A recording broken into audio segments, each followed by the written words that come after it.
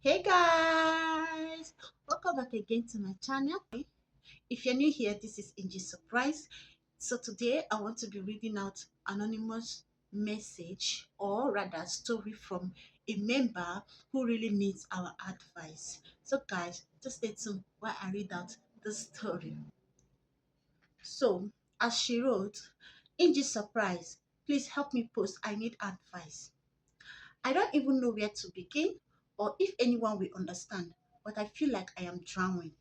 Every day is a struggle, a grey cloud hanging over everything. I can't sleep, I can't eat right, and the silence in my house is louder than any scream. I am writing this anonymously because the shame, the guilt is too much to bear. If anyone knew who I really was, but I need to talk, to lay it out to lay it all out, and maybe, just maybe, someone out there can tell me what to do, how to live with this. My life, it wasn't always like this. There was a time, not so long, when our house was filled with laughter. My husband, Mark, he was my rock, strong, kind, always knew how to make me laugh. We met young, built our life together from scratch. We didn't have much, but we had each other and we had dreams. Big dreams about a little family, a cozy home, and a future filled with joy. Then our daughter Lily came into our lives. She was everything we ever wished for and more. A tiny bundle of joy with eyes as bright as the morning sun and a jiggle that could melt the hardest heart. She was a happy child, full of energy, always exploring, always asking questions. Mama, why is the sky blue? Papa, why we fly?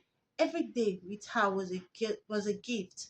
Mark and I would watch her sleep, our hearts overflowing with love, promising to give her the biggest life we could.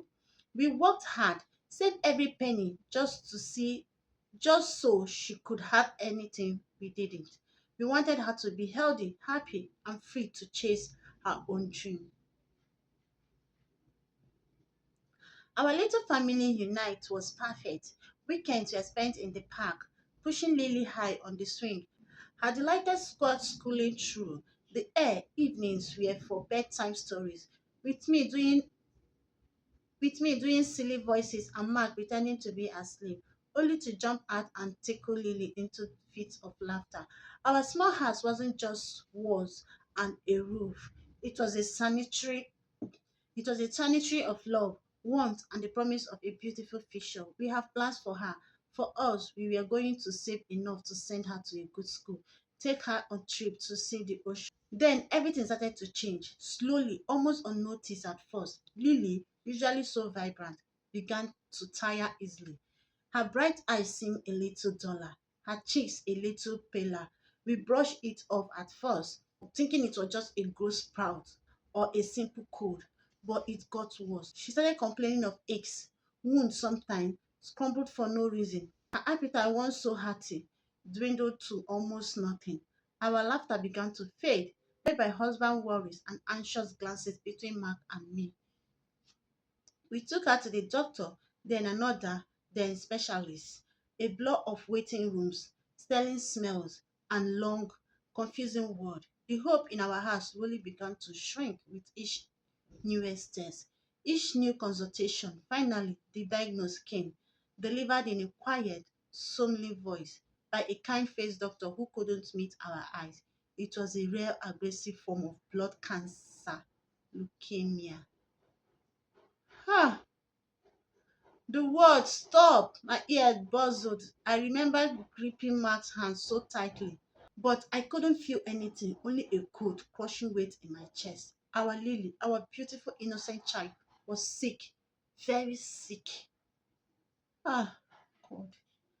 The next few months were a nightmare. Chemo treatment, hospital stays, the sight of my vibrant daughter hooked up to machine, her hair falling out, her body wasting away.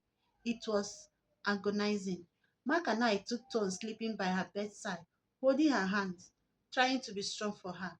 Even as our own hearts were breaking into 1,000 pieces, we explained to her in the simplest thing we could that the doctors were giving her special medicine to make her strong again. She was so brave, so incredibly brave. She smiled even when she was feeling terrible, always worried about us, saying, Mama, Papa, don't be sad. The treatments were expensive. Our savings, once so carefully built, vanished in blink. We sold what we could. Mark worked extra shifts, sometimes going days without proper rest.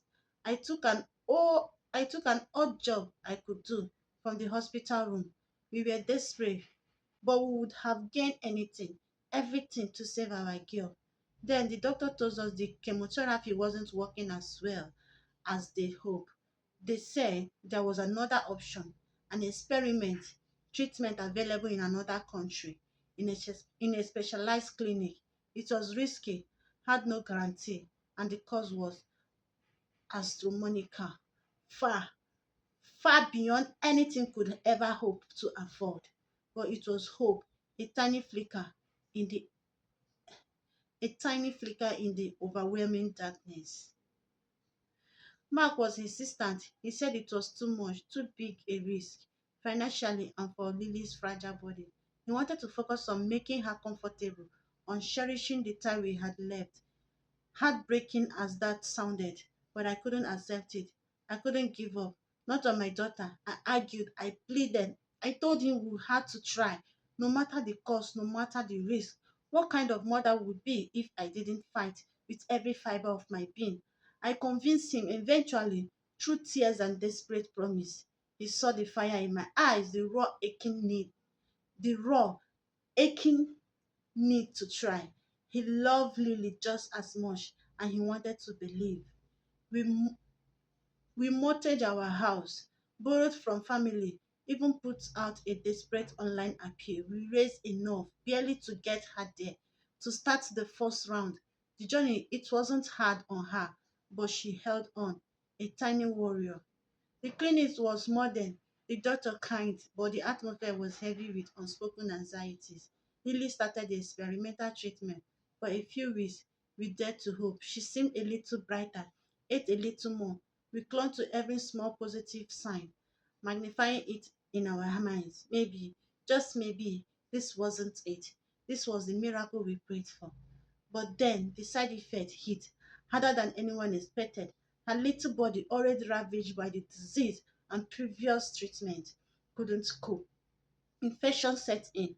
Hour after another, her organ began to fail. The doctors did everything they could, but it was too late. The experimental treatment, instead of saving her, had pushed her over the edge. I remember her last moment. Mark and I were holding her hands, tears streaming down our face, whispering how much we loved her, how proud we were of her. She looked at us, her eyes clouded, but still holding a flicker of her old brightness, and she whispered, Don't be sad, Mama. Don't be sad, Papa.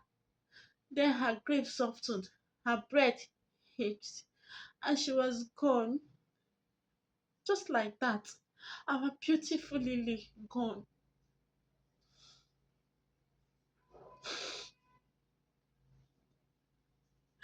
That was a year ago, a year, and it feels like yesterday, or maybe it feels like a lifetime. Everything since then has been a blur of grief and regret. The house is empty now, filled only with ghosts of laughter and painful memories. Mark and I were still together, physically. He rarely looked at me in the eyes. I see the unspoken accusation there, the quiet blame. He hasn't spoken it aloud. If we hadn't pushed so hard, if we hadn't taken that last desperate, foolish risk, maybe she would have had a little more time. Maybe a little more time. More time, be more comfortable in her final days. Maybe we shouldn't have suffered so much. It was my decision, my stubborn refusal to give up. I killed my daughter. I subjected her to more pain, more suffering, and it was all for nothing. It hastened her end. I replay I replayed those conversations with Mark over and over in my head. His caution, his hesitation, my desperate pleas. I convinced him, I dragged him to that clinic. I pushed her through that agony. Every day I wake up with this burning coal of guilt in my chest. It consumes me. I see her face everywhere, hear her voice, I think about her little body fighting so hard, and I feel the worst mother in the world. Our house is gone too. We live in a small apartment now, both of us just existing, going through the motion. Mark works. I try to find things to do, but my heart isn't in anymore. He barely speaks to me, and when he does, it's about practical things, never about us, never about Lily. The love we once shared is frozen wasteland now. I don't know how to live with this. How do you forgive yourself for a mistake that cost your child her life? How do you love? How do you look your husband in the eyes when you know he blames you, even if he doesn't say it? How do you find a reason to get out of bed to breathe when every breath feels like a betrayal of the one you lost? People say time heals, but it hasn't. It just makes the pain sharper, the memories more vivid, the guilt heavier. I need advice, I need guidance.